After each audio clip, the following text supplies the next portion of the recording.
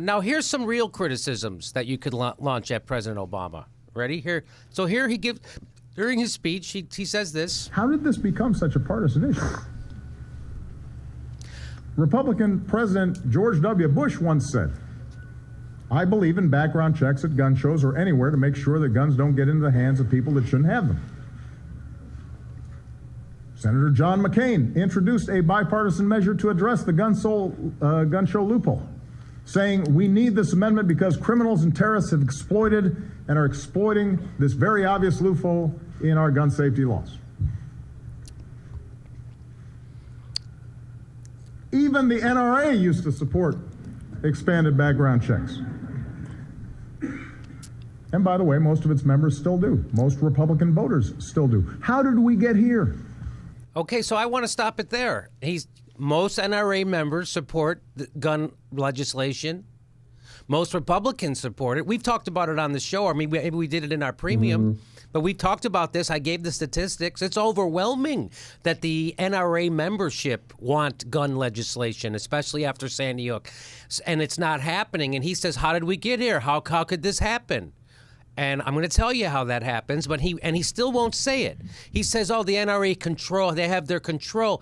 He doesn't use and I don't want to be nitpicky, but it's important to use the right words, and I think the words he's not using is that the NRA is bribing senators. They're bought. Senators and congressmen are bought. That's what he's not saying. He's saying the influence and the special interests and the NRA has control. He doesn't say exactly what's happening. The way our elections are set up is we have what's called legal bribery. Why do you think corporations donate money to candidates? Why do you think the NRA donates money to candidates? It's to buy their vote. That's why they're doing it. And that's a screwed up system that we have and how we fund our elections. We shouldn't fund our elections this way. It should be publicly financed. It would save us trillions of dollars in the long term. How would it save us money? Because we wouldn't have legislation that's in the interest of the corporation or the 1%. It would be legislation that's in the interest of the voters and not the donors. And that's what Barack Obama still isn't saying. And it's driving me crazy that he won't be straight because he's part of that system. He doesn't want to change that system. He likes that system. He hasn't tried to change campaign finance. In fact, he got more money from Wall Street. Go ahead. He flourished in that system. So if he came out very strongly calling it out for what it is, that would delegitimize his entire presidency. Yes. And he's proven time and time again that he's concerned about his legacy, which is why he's taking action finally on guns, although not much action, if you ask me at all. So, but just like you're saying, he can't call out this system. My only hope is that after he's out of presidency, because he's still young, he's going to have a long post-presidency, hopefully.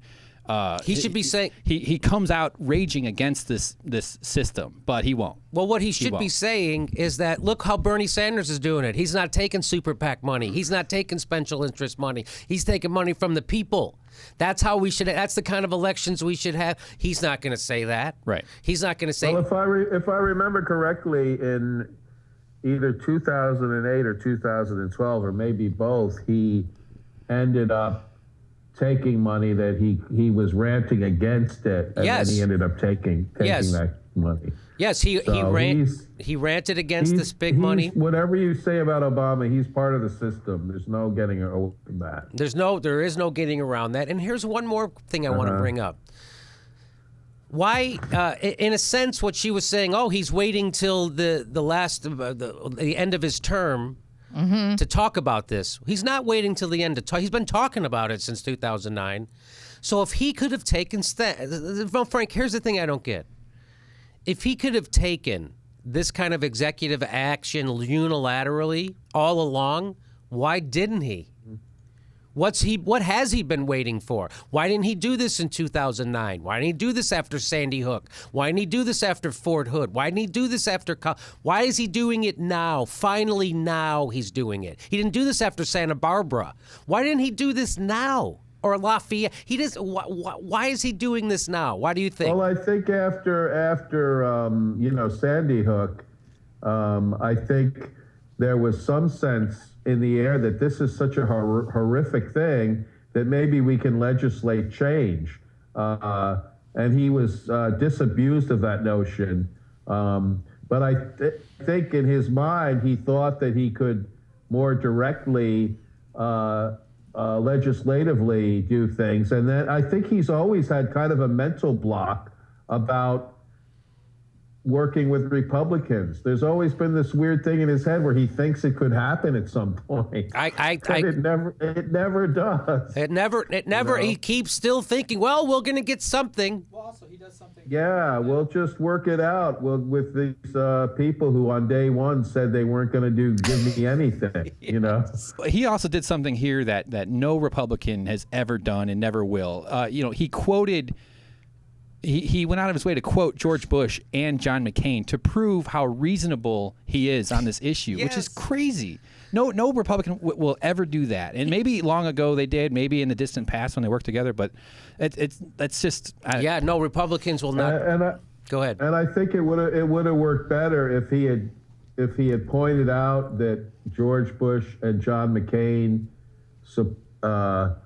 what they said, and then if he had added after that, you see, even assholes are on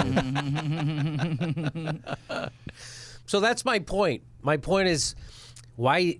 If he could have done this all along, he should have. He didn't. He is kind of waiting till the end of his term. Second of all, I forgot what my second point was. Well, he also highlighted how Reagan was a supporter of this. Oh yeah, in that speech. Mm-hmm. And he goes on to say how in the past the NRA themselves were supportive of background checks and anything. Well, and victims of gun violence, Reagan, tend to be for gun control. That's funny. Some gun legislation. Yeah, Ronald Reagan, victim of gun violence. Nothing makes you more reasonable on guns than getting shot. Than getting shot. Yeah. Yeah. And we talked about it on the premium last. Go ahead, Frank.